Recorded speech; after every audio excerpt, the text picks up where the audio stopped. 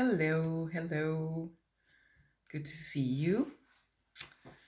And today I'm going to talk a little bit about the four Brahma Viharas, focusing on mudita and joy. So, just as a review, the four Brahma Viharas are metta, loving kindness, this practice of unconditional, boundless love that we extend towards others. And I think this is something that we all practice quite a bit when we're connected to the Dharma. And we want to extend these feelings of joy to others. Sometimes it may take more effort than others. So although I consider this practice of loving kindness to be such a beautiful and essential one, it may sometimes take like more effort, right, to bring that to mind. Um, then there's karuna or compassion.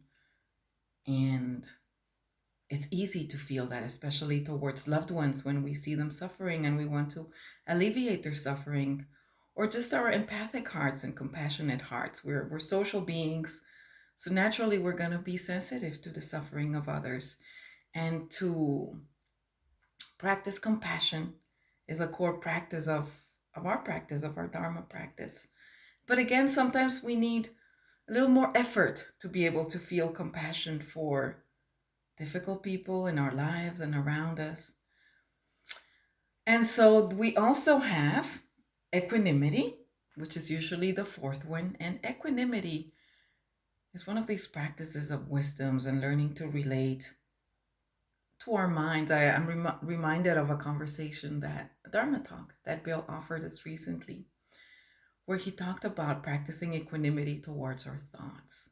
I thought that was so wise. It's like, oh yeah. And it takes effort. I've been wanting to practice it more and more. Whenever there's an anxious thought or a judgmental thought or a thought that doesn't land too well, right? Can I practice equanimity towards them? So all the four Brahma Viharas are really important, but I chose to talk more about mudita or joy today because mudita, and oftentimes this is referred to as the cultivation of joy in response to the happiness of others. But also in our Sangha meeting with Susan recently, we were talking about just joy in general, right? Can we be happy when others are happy, to rejoice? And again, it may be easier with loved ones. We can feel really happy when a dear one experiences something positive, be it a promotion, a joy, good grades with our kids, winning a soccer game, just different things that we can rejoice for the happiness of others, or for friends that are, maybe we're ill and now they're feeling better. We rejoice. But I want to focus today on another aspect of joy, which is just touching the ordinary joys that are available to all of us. Thich Nhat Hanh, in his book, The Miracle of Mindfulness, and in so many of the teachings, reminds us that joy is so close to us, and it usually is in the here and now. If we're able to quiet down our minds, to tune into our senses, even if it is maybe this moment where you're sitting here, there's no emergency going on, you can watch this video. Well, that means there's conditions of stability or peace, at least right here, right now in your life, right? So that is a condition of joy. Another thing that Thich Nhat Hanh often mentions is, are you aware of your non-toothache?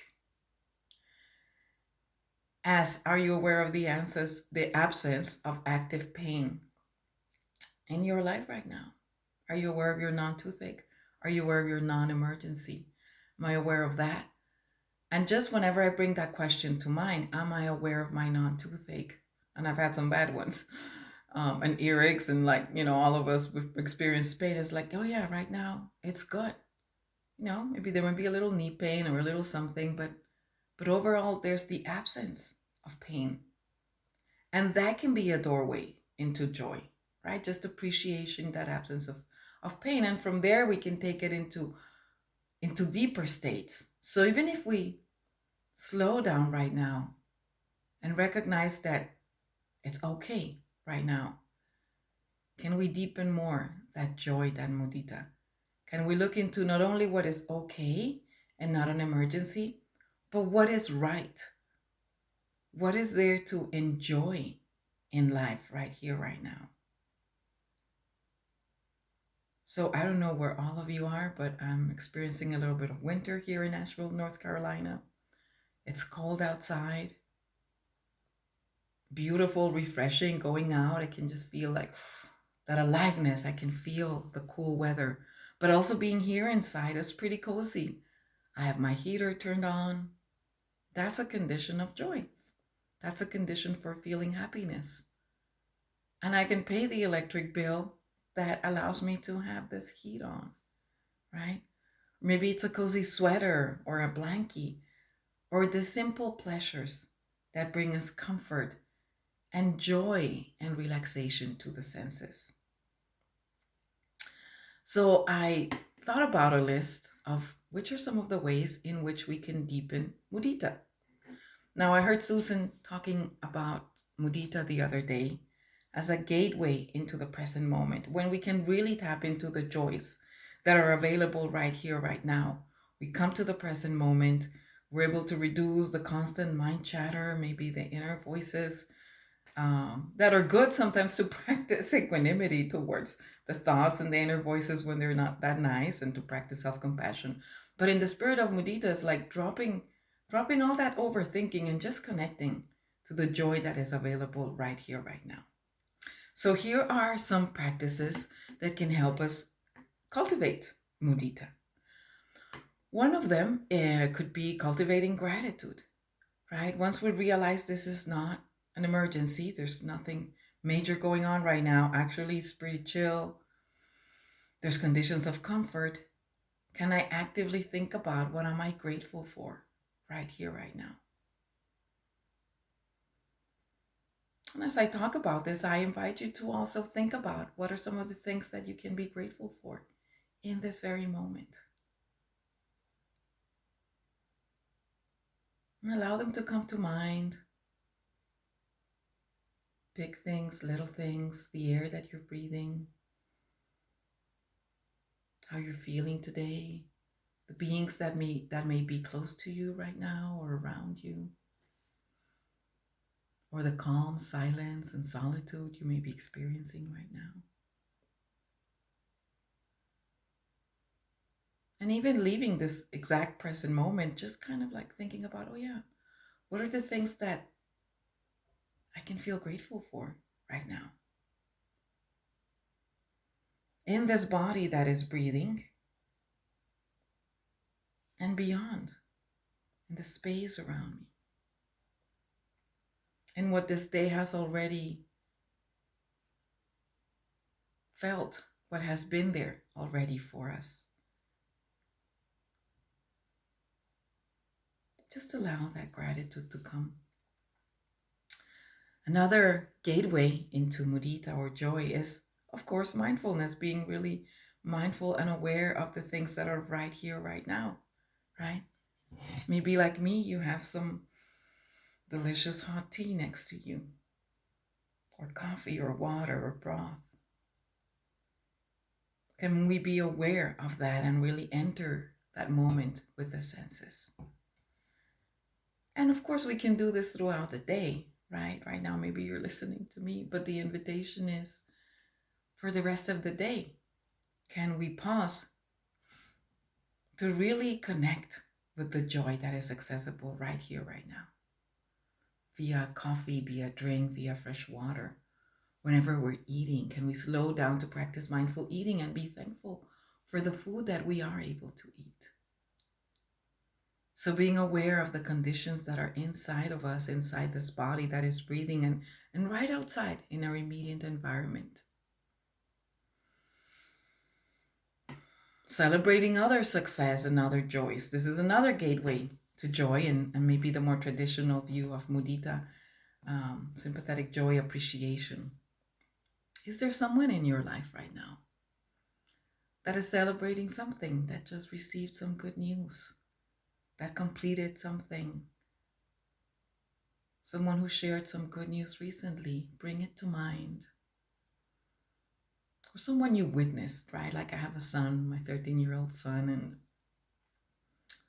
I can tell how he's growing and being a responsible young man, and he's happy. He has all A's. I rejoice. I rejoice for him. I rejoice for me. Um, and so can we pause and say that's so good. That's amazing. And he's curious and he's learning and he's got good friends, right? So by witnessing the life of those we love and seeing the beautiful things in their life, we can access mudita also. And then we can practice and bring more people, maybe if they're not that close to us, but we know somebody had a sweet little success, a co-worker, friend, partner. Maybe they got over a cold, one of these winter colds and allergies. Can we rejoice? Another way to access mudita can be the actual practice of loving kindness, right? And we can feel in this meditations, much like Pima Chodron teaches them, and how we can go around, may I be happy, may I be free from suffering, so may I experience joy and equanimity. Then as we go around in our circle of loved ones and neutral people and complete meditations like that, we can feel the warmth of our heart, our loving nature, our empathic nature, our Buddha nature. And when we touch our Buddha nature, our compassionate side, our altruistic side, it feels good, right? And so can we celebrate that as another entry and celebrate that we have Buddha nature in all of us, even when we're cranky and not on our best days. Like Bill and Susan said, we're still a good person, right? I can still feel empathy and for the most part be a kind, good person. Can I celebrate that? And that's present in the rest of my human family too, in some beings more obvious than in others. Another thing that can help us cultivate joy or stay connected to it, especially these times, it would be to limit negative influences, the news, things that could be annoying and disturbing and can rob us from our awareness of what's happening. So knowing how to balance the need to know, to be informed, but also to not let that rob us from the joys that are present in our life. And that may be a tricky one, right? I was listening to a Dharma friend. She was sharing how she's able to come back to the present moment via her pets, the grandkids when they're laughing, connecting to joy, the holiday lights that maybe some of us may be experiencing, and really deepening the connection to a pleasant, peaceful moment when you see it, right? And that can break the thought pattern and the worrying about maybe the state of the world, which can certainly rob us from feelings of peace in the moment. And of course, there's a time for that. But can we limit that so that we can come into a more neutral, restful state and be able to cultivate joy? And from that place, gather some strength to then be able to practice the other Brahma Viharas: compassion, equanimity, loving kindness. One thing that Thich Nhat Hanh often says is, before you start any practice, just connect to joy. Much like Bill and Susan talk about building that inner holding environment. Can I bring happy thoughts? Can I bring comfort? Can I bring appreciation and joy to the beginning of my sitting meditation practice? It makes it easier to stay here with the breath, to stay here connected to ourselves and others. So I hope that this talk maybe triggers some thoughts inside of you of how you can cultivate more mudita, more joy in your life. So now I'm going to guide you into a short meditation. And I invite you to cultivate that inner joy. Allow yourself right here, right now, to feel your body and do whatever your body needs to do so that we can sit together for 8 minutes and practice meditation. So feel your body, open it up. Become aware that you're here and now, alive and breathing.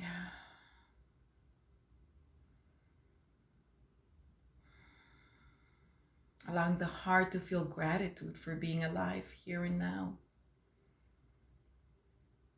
Still breathing, still feeling, still connecting.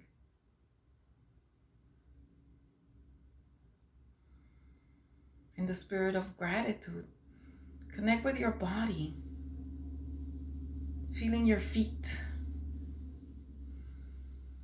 your legs, your back and your shoulder, just sensing this body parts, your embodied being.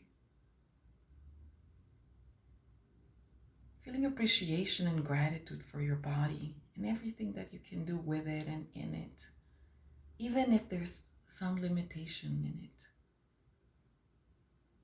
You can still hear and breathe and feel and see and taste, love, rest. Just bringing that joyful awareness of the miracle and the blessing that it is to have a body. Bringing awareness closer to the breath, to the body breathing.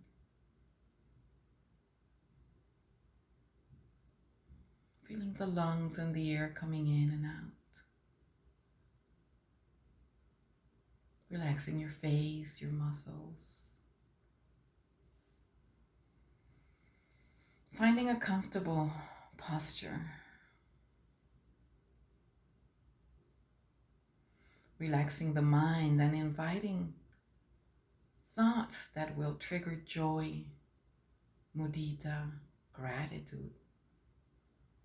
Perhaps thinking about a beneficial presence in your life. A real benefactor or historical figure that inspires you. Or both. Tibetan Buddhism and many practices, they talk about building the refuge field. Thinking about the Buddha and the beings and the bodhisattvas. And we can make this more personal, right? Have your own refuge field. Bring to mind your benefactors, what inspires you, what you love. Whether it's the Buddha, Thich Nhat Hanh, Guan Yin, Pachamama, God.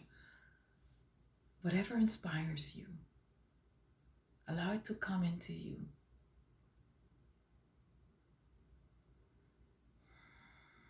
Creating a cozy, comfortable, joyful environment. And now offering yourself the space to just sit here together with us and enjoy mindful breathing.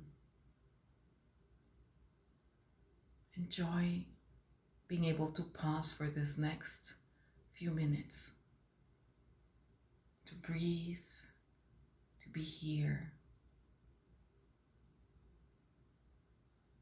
with the mystery of this being alive and the joy that you can just pause for this next few minutes and breathe and allow your nervous system, your organism to relax. So now I'll be quiet so that we can all meditate together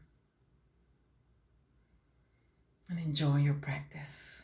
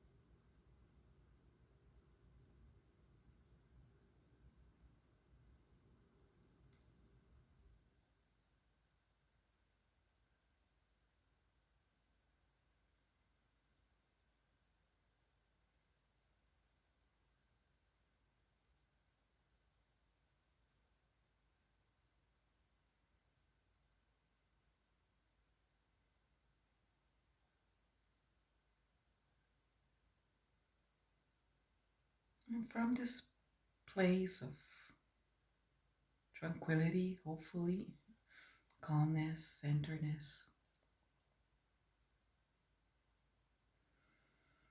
ask yourself, what are three things that you enjoy, that bring you joy?